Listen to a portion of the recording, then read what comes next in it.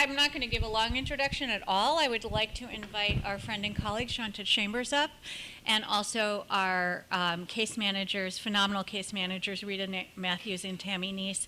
And one of the things I want to encourage you all to do is look at some of the areas of our website, and you will see Rita spoke at our cost of care policy consortium and told a phenomenal story about helping a patient. And Tammy was the case manager for two of our patient speakers.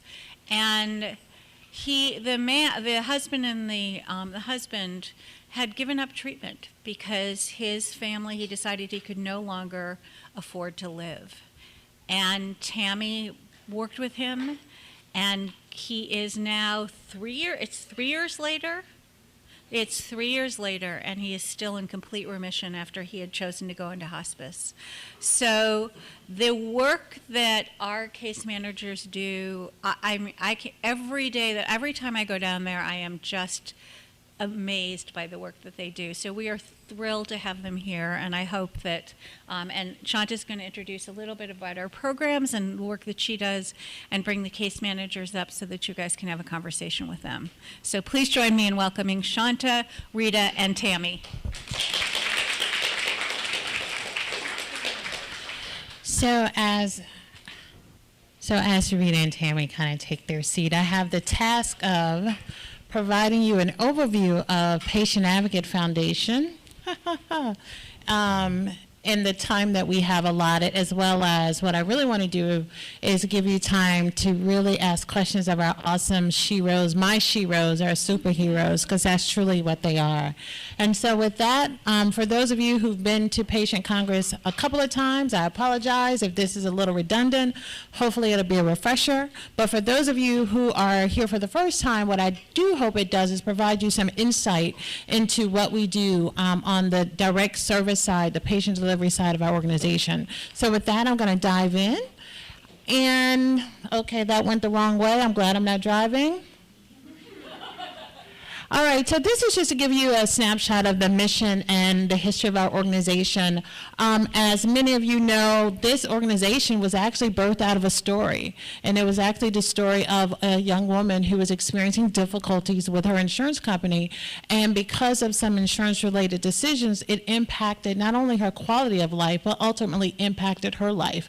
And from what was truly a devastating event, you now are looking at an organization that is knocking on the door of being almost 23 years old. And so from something that was very tragic, you have the work that we're going to be talking about here today. This is our CEO. This is one of the three Allens. We like repetition in names in our organization. So this is Allen number one. And one of the things when we hit 1996, right, our 20th anniversary, we were so excited about the fact of being able to celebrate that we'd served over 1 million patients. However, that was a bittersweet moment because that 1 million represents the number of patients that were able to connect with us. And we realized that there are so many other patients and families and individuals out there that were not able to connect with us. So it was a bittersweet moment, but it also reinvigorated us around the work that we do and how important it is. And when you think about us being founded back in 1996 on a footprint on oncology, we've now expanded to over 580 different diagnoses. So we're more than just an oncology-focused organization at this point in time. So this is just to give you an idea of our overall impact, and these are our numbers from 2018.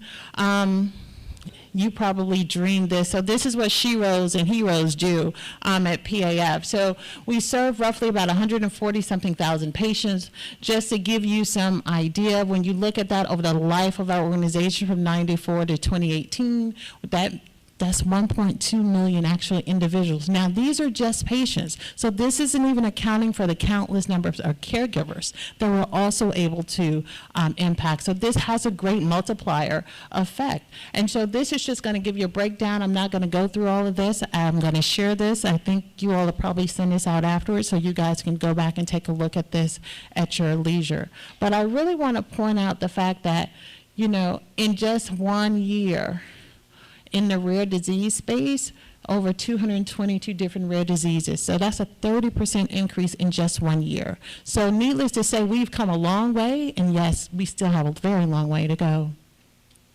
So I'm going to talk a little bit. So this gives you just a snapshot of all of the services. So we're going to talk a lot today about our case management program, which of course Tammy and Rita represent, our financial support programs, copay relief, patient education. I am not going to talk about health equity and community engagement today. So I'll come back for that one. Patient impact special and also health services research. So when you think about our organization, so what do we really do? So when individuals are really coming to us, they are really having challenges regarding access and affordability. And that can take on a couple of different things. That can be everything from insurance access. Rebecca actually touched on some of that in terms of just the challenges that she was having as an informed and educated, insured individual. She was still experiencing great access as it relates to insurance and the barriers that her insurance was actually providing in terms of that access. Employment protection and workplace entitlements. We get a lot of our patients that come to us that don't even know what their rights are as an employee. They don't understand short-term disability, long-term disability, FMLA. They hear all these acronyms, but they don't really know what it means. And from an employee's perspective, they don't even know what rights they actually have available to them. Medical debt. Rebecca also touched on the point that now my life has changed forever, right? And that's what we hear from so many of our patients. They may not have had medical debt on Monday, but we only take one diagnosis to completely turn that tide. And sometimes that's a huge tide. And sometimes that tide becomes a tsunami. And that's what we hear from a lot of our patients that we serve. Emotional distress. Okay, you want me to go to that slide? Emotional distress. So again, thinking about person-centered care and what that really looks like. So it's beyond just the physical impact of the condition, but what are those financial, what are those emotional, what are those other social implications? And the other thing, cost of living, right? So health in the absence of health doesn't happen in isolation. If you ever get a chance to talk to Sabrina and hear her story, you know, she had to think about all these other cost of living things, whether it was insurance for her car. I remember her sharing that story. Was insurance for my car, or is it taking care of what I need to take care of from a health perspective? And these are very real decisions that people are having to make every single day as it relates to their health. So I want to point out our case management work and pull that out very specifically. So our case management approach and our strategy to case management is like none other. If you look at 2018, our case management team served over 24,000 patients. And I always talk about this, and this excites me, because I always say our case managers aren't a one and done operation. They are going to stay with that patient, that caregiver, until whatever the issue or issues are that have been brought to us are actually resolved. So when you look at that 24,000 patients, that actually has a multiplying effect of over 402,000 contacts. So they're not saying, here's your list of all the places you can call. These men and women are making those calls, completing those applications, staying on hold for hours on end, howling down folks just to bring to the forefront resolutions for our patients. So when you think about that, that's a very strong amplifier. 24,000 patients with over 402,000 contacts. This gives you just an idea here of the top 5 diagnoses for those folks that we served in 2018. But I really want to draw your attention to this number. We talked about medical debt, right? And so when we go back and look at 2018, our case management team helped those individuals who came to us mitigate over $22 million, that's with an M, million dollars of actual medical debt. So this is actual debt that was going on, that was actually laying on people's shoulders at night. And I skipped that slide because something happened in the moonlight. It had numbers. They have disappeared into the abyss. But when it comes to you, it will actually be filled in. So this is, again, is to give you an idea of the types of issues that folks come to us about. Oftentimes when I'm in a community, I'm in a room of folks and I talk to them, everybody thinks that what they're going through, that they're the only person that's actually going through it. And so what this does, it gives you an idea to let you know that these are all of the non-clinical barriers that people are coming to us with. And so now you're hearing a lot around addressing the social determinants of health and these social needs navigation. That's what we've been doing for over 20 plus years, because we understand that one's ability to access, participate, and maintain their health care or in any type of treatment recommendation is not solely dependent upon what happens within those four walls, but it is driven by all of these things that are outside of the four walls of the healthcare system.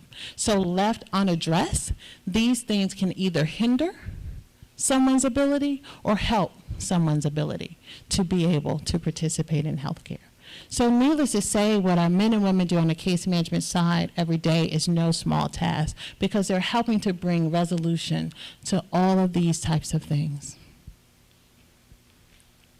As a part of that work, one of the things that we as an organization realize that sometimes you just need the financial resources to be able to move things forward. And as a result of that, we do offer a few small grant programs, and we do that under our financial support programs. And so as our case managers are listening to those issues that are presented by our patients, they're just not looking for resources to resolve the immediate, but they do a lot more probing and motivational interviewing and coaching to really pull back that onion and to really understand what's going on with those patients, because we always know that people respond in a crisis. People are seeking help when they're actually in a crisis. But if you're calling us today because you can't afford your medication, there is something else you can't afford. Maybe you cannot afford your rent. Maybe you can't afford your utilities. But that wasn't the crisis for the moment. But that might be the crisis as soon as you hang up the phone. And so because they are so well trained to really help to pull from our patients and caregivers a little bit more, it avails them to be able to tap into other resources within either our portfolio of services or supports or our partners' portfolio of services and supports to address those other things, such as housing, such as childcare, such as transportation. And our financial support programs actually help us do that. And this just gives you a list of what some of our financial support programs are at the time. Copay relief. This is probably one of those things that it's a diamond in a rough, but for many people, it is that lifeline. It is that one thing that really helps folks be able to access care. We are one of only a few nonprofits in the country that has an OIG opinion approved to operate a copay assistance program. This slide just gives you an idea of actually how many patients we serve. So over 80,000 patients we've actually served through our copay program. And that actually translates to us allocating over $278 million. And I can tell you in my 5 years of being with PAF, we have constantly seen this need for copay assistance constantly increase. And I don't foresee that changing in the near future. So these types of resources in the hands of patients to help them gain access to care is critical. And as we begin to expand beyond the oncology space, we're finding those with other chronic conditions, whether it be arthritis, whether it be multiple sclerosis, or whether it be cardiovascular disease, they too are beginning to experience these financial tsunamis, and these copay assistance types programs are there for them as well. So this is just to give you some information about the criteria for our copay program, our copay assistance program. So one has to have a household income of 400% or less of federal poverty. They actually have to have a confirmed diagnosis. They have to have some level of insurance coverage. If they don't by chance have insurance and their first point of entry to us or connection to us is through copay, then our copay staff is going to link them over to our case manager to work with them to identify and enroll them in some type of health insurance plan. So regardless of someone's point of entry with us, we're going to make sure that we're providing them all the necessary wraparound supports to respond to the barriers and challenges that they may be experiencing. You also have to be on the prescribed therapy for which you are making an application to that copay program for, and it covers those administrative and other medication costs, including generics. This is, I know you can't read this, I'm not trying to play a trick on you, but I wanted to give you just wanted to give you a snapshot of these. This is a list of our current approved disease funds. We update this list regularly. I encourage you to share this information as you go back to your communities, because all of us sitting in this room know somebody who is struggling. And so don't only take back all of everything that you're going to learn around our policy and advocacy and all that energy that you're going to go back. This is a resource that you can go back to, because the best way to build advocacy and grassroots advocacy is to bring back resources to your community.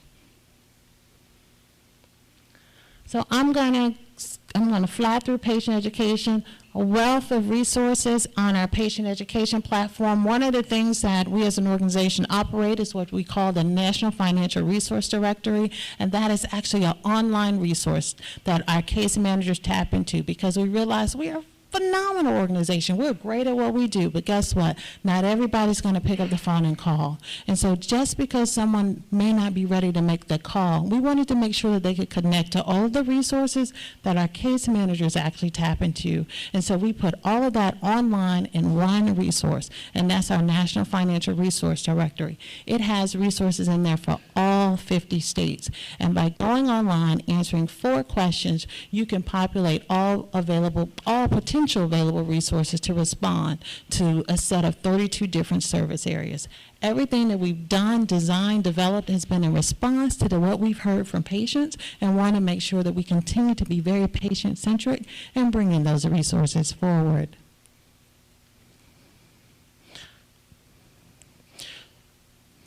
I want to touch on the health services research piece, and again, I'm not going to get to all these slides, but I want to touch on this health services research initiative because this is a really new space for us as an organization, but what it does is it allows us to take the very real experience of our patients and all of you in this room and actually put data behind it, because how many times have you met with a legislator or talked to anybody, it can be an employer, what have you, and they say, well, what does the data say? Right? How many times have we heard that question? We always hear, what does the data say? Well, you want data, we give you data. Because here at PAF, we're here to make you happy.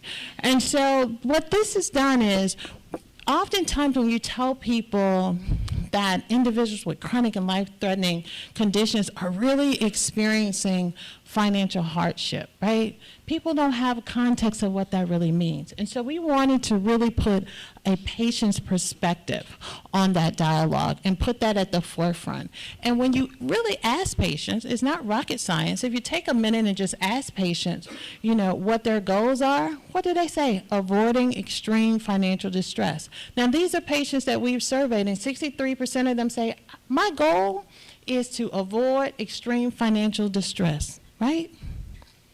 How many of us, if we ever had anything going on, the number one goal would be to avoid extreme financial distress? I put off having children because I was trying to avoid extreme financial distress, right? Okay. All right. And then when you follow that up and ask them around questions regarding their actual care, 58% of them said the financial burden caused by deductible, copay, or coinsurance. So these not only, they talk about financial distress as a barrier to them achieving even that care goal. So finance is more than just dollars and cents. And I wanted to put this here because the theme of this year's Patient Congress is really around cost of care, because I think it is so critical for us to really elevate this conversation around cost and help people understand that it's more than just dollars and cents, but it's also beyond what happens in the 4 doors of the healthcare system. And these are just, again, to amplify where patients really are in terms of they think about finances, they think about it in everything that they actually do. Again, I'm just going to go through some of these really quickly. And guess what? Patients are even more concerned with cost than with potential side effects. So top of mind are still things related to cost. So I rushed through that because I really want y'all to have a lot of time with the superheroes, with Rita and Tammy. Because the issues and solutions, what they do, they bring it all together. So with that, I get to turn it over to Rita Matthews and Tammy Neese, my Sheroes.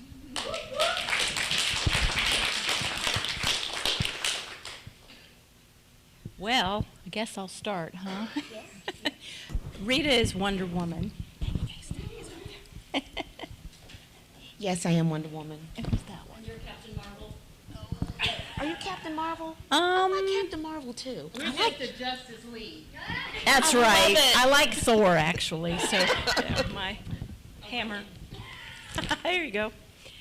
Well, like I said, I've been with the company for 13 years. We have different levels of case management.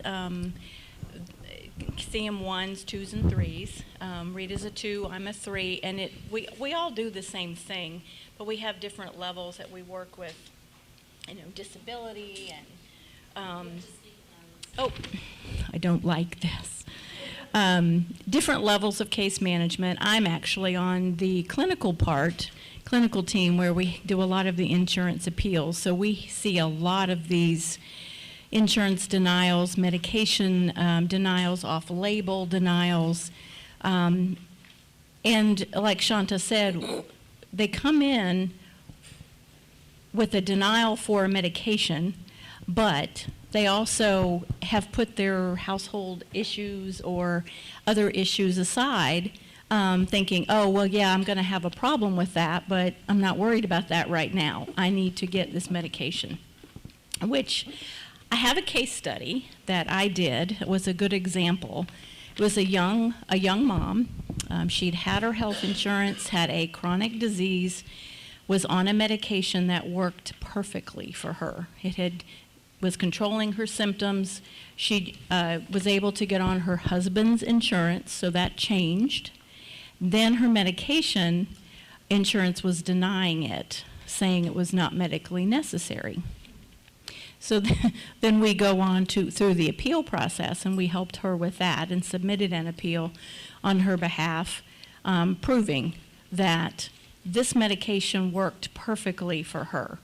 And we get office notes, we get the documentation from the doctor showing her symptoms before, symptoms after, or relief of symptoms, and just proving to that insurance company this was working for her. Don't stop it. You're going to cost more money in hospitalizations or other treatments when just give her the medicine that she needs. And we were able to overturn the appeal, and she was able to get her medication and continue on with her new baby and her husband and her life. So that was a good story, yeah, for her. Yeah.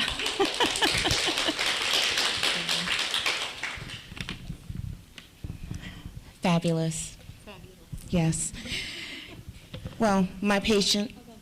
So before we move on, I just want to draw your attention because as you can see, Tammy is quite modest.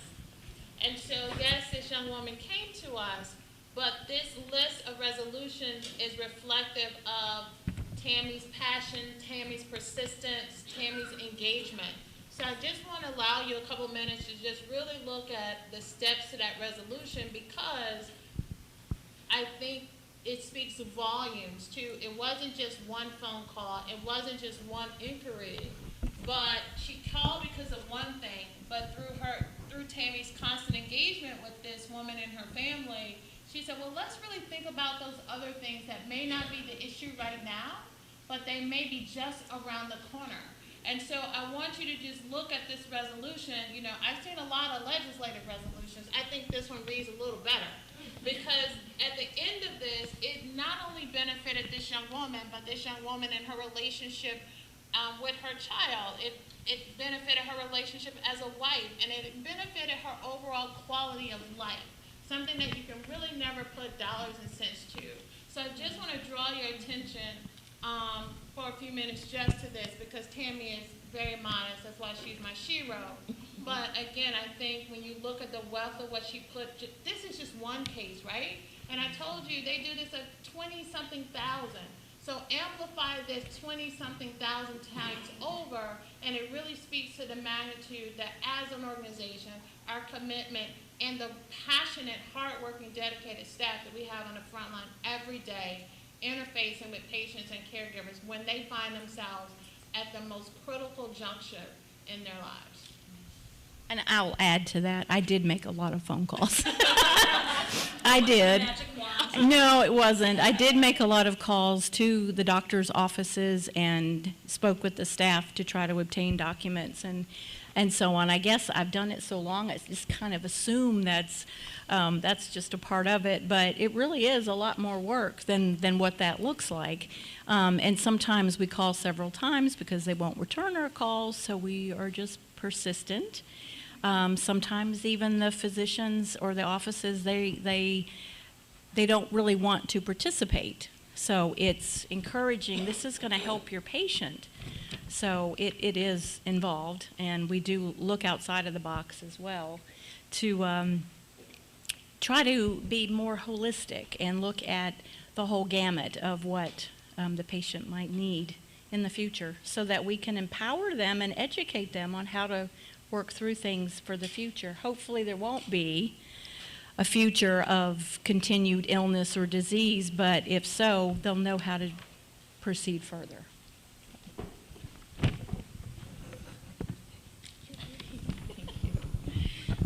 Well, I had the pleasure of speaking with a very nice gentleman. He contacted our foundation. Due to unpaid medical bills, he had a very high outstanding medical debt, and he was denied treatment. So it'd been about 2 months, and he reached out to our foundation as a last resort.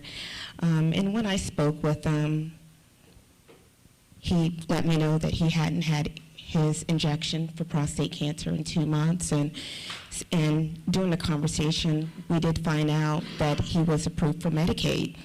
So typically with Medicaid, there's a 90-day look-back period, and so we made a conference call to Medicaid and was able to confirm that. Therefore, we were able to, we contacted Medicaid and was able to get his case number and spoke with the representative, verified that, yes, they will go back 90 days and pick up 100% of the charges for the past 90 days. So after that, we contacted the doctor's office with our information, and needless to say, they were able to cover the majority of his debt.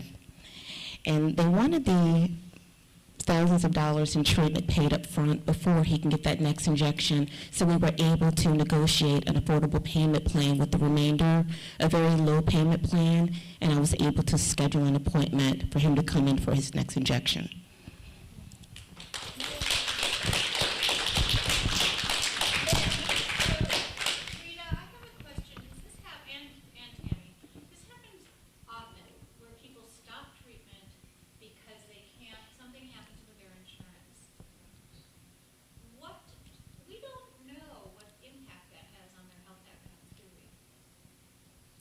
Repeat that? What impact that has on their health outcomes. He has stage 3 prostate cancer. Skipping treatment for 2 months Yes, it is. has a huge impact on health outcomes. It's very dangerous. It certainly is, because what they were trying to do is contain the cancer where it was. Therefore, his fear, and he did say that, he said, Ms. Matthews, I don't know if the cancer has spread or not. That was one of the first things that he said to me. And I just had to reassure him that it was going to be okay. And I had to just remind them when I contacted the doctor's office regarding setting up that appointment, for his further treatment, I had to remind them that this is a patient, this is a person, not just a patient. And just like you said, Rebecca, we got to remind that we are human beings, not just a patient. And to piggyback, I have calls that come in, newly diagnosed patients, and they want to get treatment started right away. And because of the prior authorization issues, and so it's delaying a CAT scan or an MRI, so they can be diagnosed properly to start up a treatment plan, et cetera. And they're very fearful because they're like, this is growing in me. I want this out. I want this taken care of. So it really does cause a lot of harm.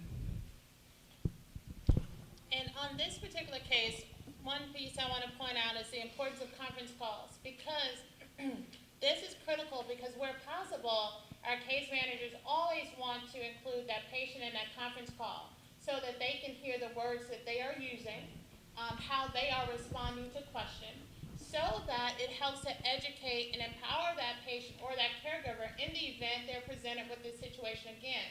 So wherever possible, we try to use these as teachable moments, because sometimes it's like healthcare is a whole nother, we talk about acronyms. So when you start talking about healthcare, that's a whole nother plate of spaghetti. We know it's some stuff in there, but it's all mixed up.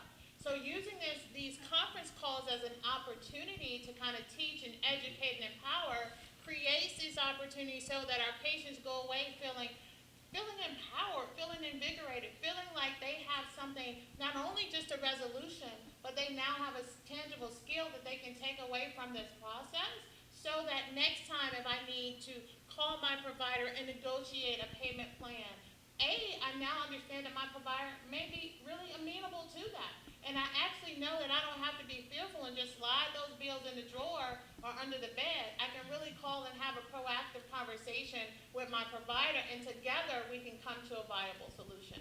Again, these are just some small things that they seem small, a conference call, but it could be the biggest thing to our patients and their caregivers. And this next slide, we pulled together some tips for talking about costs, because of course, the theme is around cost of care. So do you guys want to go through this list? You probably know it like the back of your hand. You don't want me to use my mommy voice anymore? Oh. Well, as you can read, really, we look at all possibilities. We're questioning them.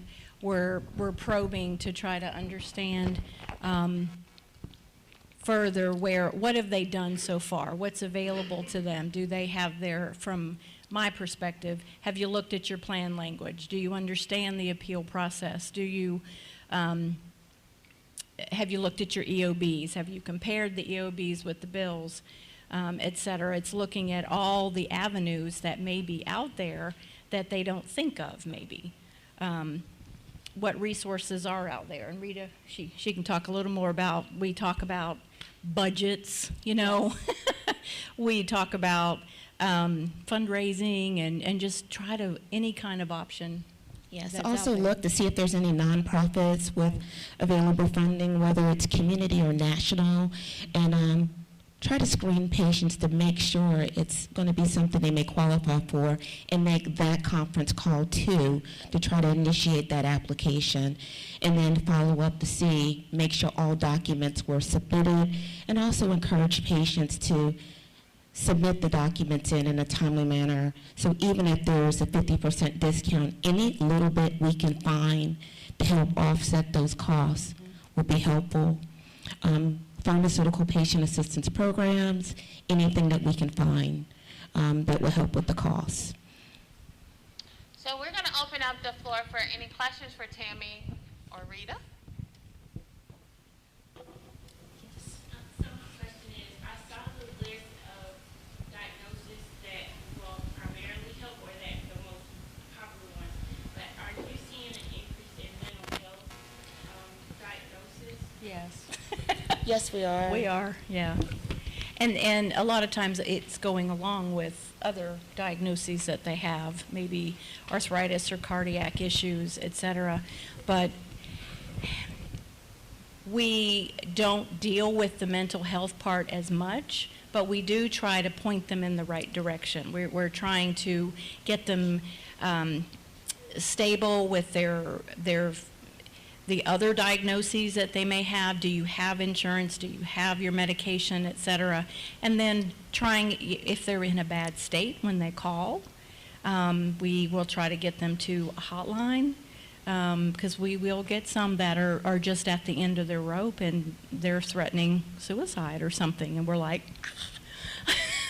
and we try to direct them to get the help they need. Do they need counseling? There's some nonprofit organizations that do counseling and so on over the phone, or maybe even look for somebody local. So we don't just say, nope, don't deal with that. But yes, it does seem to be really becoming very prevalent. You agree? Absolutely, Yeah. definitely. Yes. Most of us who are in Medicare and some disability, a lot of patients, the cost sharing programs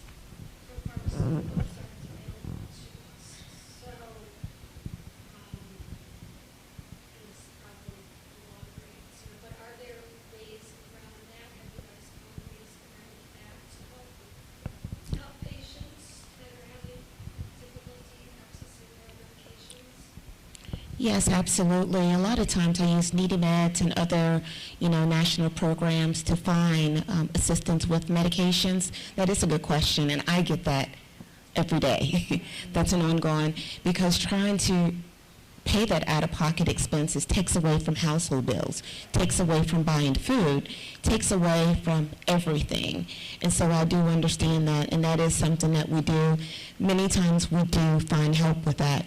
But even if we can't find help with that initial medication you're looking for, I typically go through the entire medication list. There may be something else that you're taking that I can find help for to help offset it. Also, many times we can find help with the utility bill, other household bills to help offset that expense. That was a great question. And even from the insurance side, we could call with the patient to their insurance policy and see if the tier could be lowered or something like that, and work with the plan and work with the physician to try to see if anything like that can be changed. Sometimes it can't, but it's worth a shot.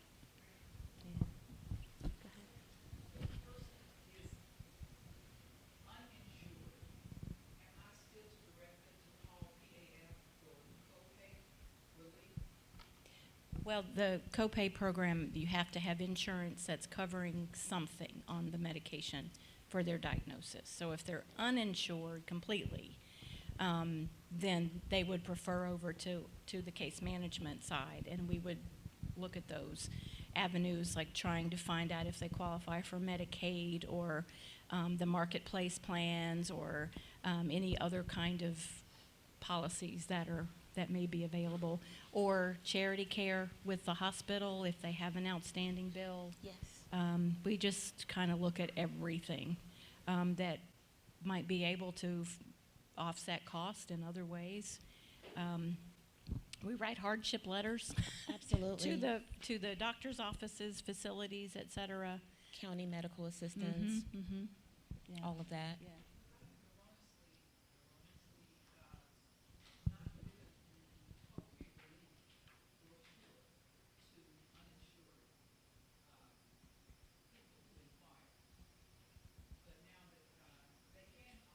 They can, yeah, they Yes, can. they can. Absolutely. They can definitely still call, and keep in mind, they may be uninsured, but the key factor is they still need some type of insurance coverage. So whether they come in copay or come into a financial assistance program first, if it is identified that that individual is uninsured, they are still going to be looped around to case management, because it's about creating sustainable resources to as much as possible, so that folks can gain access to the care that they need, and for those who are in care, being able to sustain and maintain that care. So this is going to be our last question, because I believe we are at time. Oh, Lord, we popular. Wait a minute. I love you. Let's go here, and I'll come back to you. I'm just curious, because I'm a newbie in this organization. How many case managers does PAF have across the country? So all of our case managers are headquartered in Hampton, Virginia, and we actually have, 60 probably case managers solely, roughly? I'm not sure.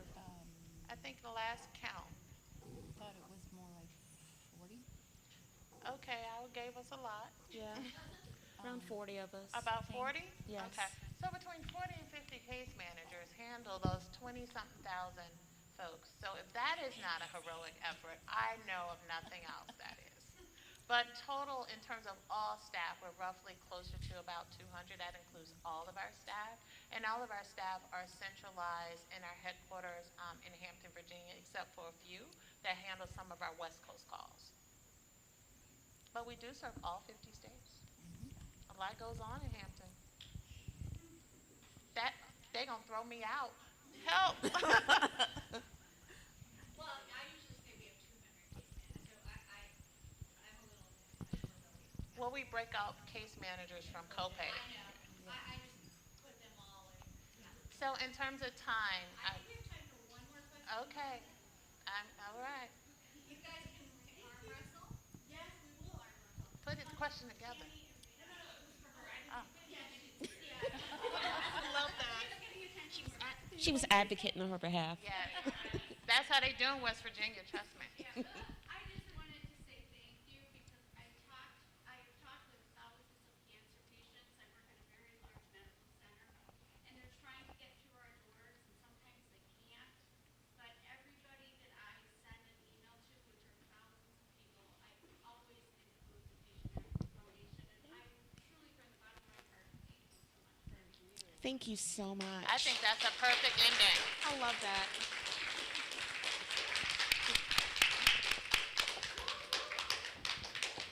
I think that's a perfect